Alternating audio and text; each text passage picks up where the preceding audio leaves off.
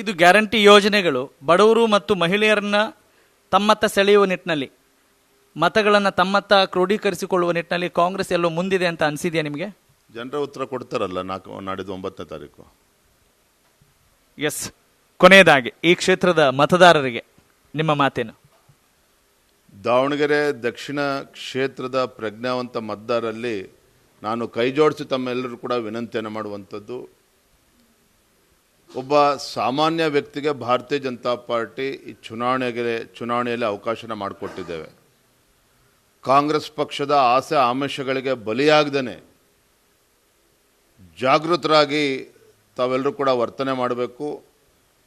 ನಮ್ಮ ಅಭ್ಯರ್ಥಿಯಾಗಿರುವಂಥ ಶ್ರೀನಿವಾಸ್ ದಾಸ್ ಕರಿಯಪ್ಪ ಅವರಿಗೆ ತಮ್ಮ ಸಂಪೂರ್ಣ ಆಶೀರ್ವಾದ ಬೆಂಬಲವನ್ನು ತಾವು ನೀಡಬೇಕು ಅನ್ನುವ ವಿನಂತಿಯನ್ನು ತಮ್ಮ ಮುಖೇನ ನಾನು ಮಾಡ್ತಾ ಇದ್ದೇನೆ. ಈ 2 ಕ್ಷೇತ್ರಗಳಲ್ಲಿ ಅತಿ ಹೆಚ್ಚು ವಿಶ್ವಾಸ ಯಾವ ಕ್ಷೇತ್ರದ ಮೇಲಿದೆ? ಬಾಗಲಕೋಟೆ or ದಾವಣಗೆರೆ? ನಾನು ತಮ್ಗೆ ಹೇಳಿದ್ರು ಉತ್ಪ್ರೇಕ್ಷೆ ಅನಿಸ್ಬೋದು. ನನಗೆ ಇವತ್ತು ಲೆಕ್ಕಾಚಾರ ಮಾಡ್ತಾ ಇರುವಂಥದ್ದು ಯಾವ ಕ್ಷೇತ್ರ ಹೆಚ್ಚು ಲೀಡನ್ನು ಕೊಡ್ತದೆ, ಇದನ್ನು ನಾವು ಚರ್ಚೆ ಮಾಡ್ತಾ ಇದ್ದೇವೆ.